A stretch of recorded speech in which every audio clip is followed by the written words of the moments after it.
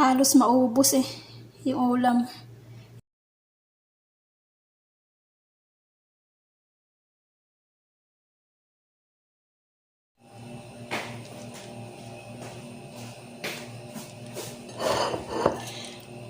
Hi! Hello! Pinagluluto ako na naman ng kanilang ulam mamaya.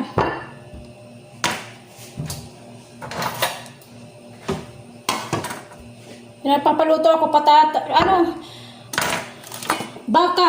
Kasi walang kambing, walang tupa. Baka ito.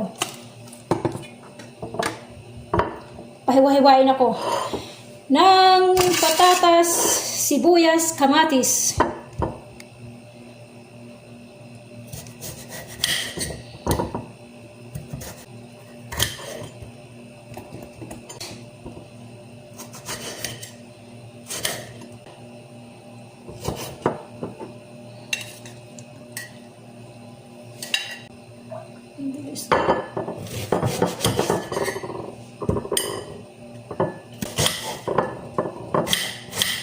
Masakit sa mata.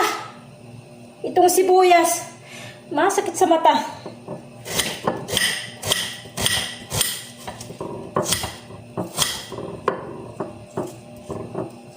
Pinaiyak na ako sa sibuyas.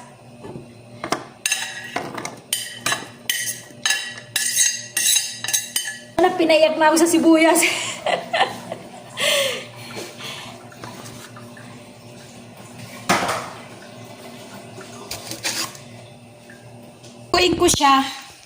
Lulutuin ko siya habang ako'y naglilinis. Total, iano ko to sa pressure cooker para iiwanan ko lang itong gamit ko pressure cooker na maliit.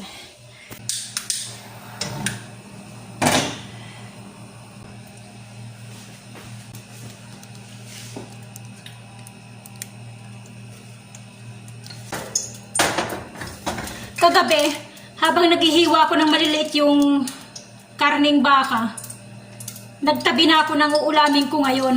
Medyo malaki ang hiwa. Isasama ko lang siya para mamaya pag naluto, kukunin ko na lang yung malalaking hiwa. Kasi yung lulutuin ko, maliliit ang hiwa.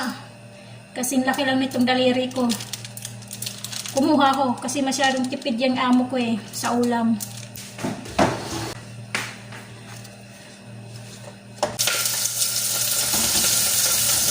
Kalahati lang sibuyas kasi mamaya magluluto ko ako ng kanin.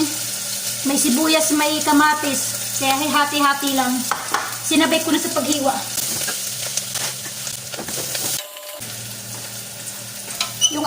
Yung aking tubig na mainit.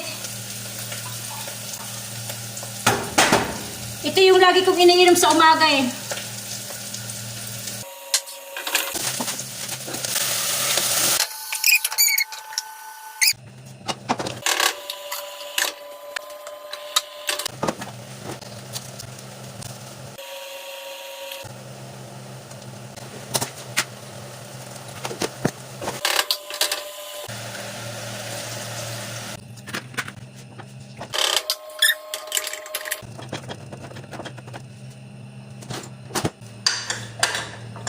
Balikan natin after 20 to 25 minutes.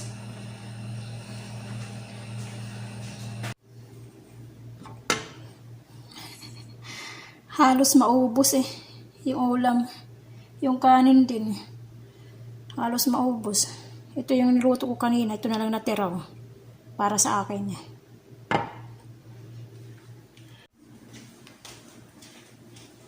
Kakain tayo tanghalian. Mag-aalas 3 na. Mag-aalas 3 ng hapon.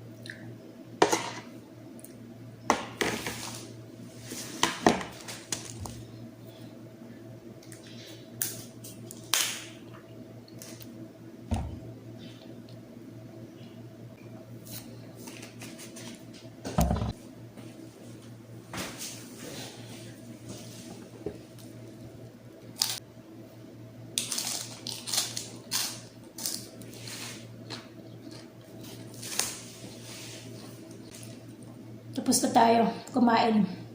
Tinanong ko yung amo ko kung masarap yung aking pagkaluto. Sabi daw niya, ibig sabihin okay, masarap. Para sa akin hindi ko masarap.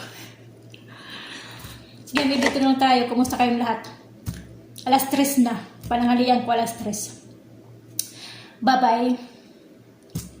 Salamat sa panunod sa video ko. God bless sa ating lahat.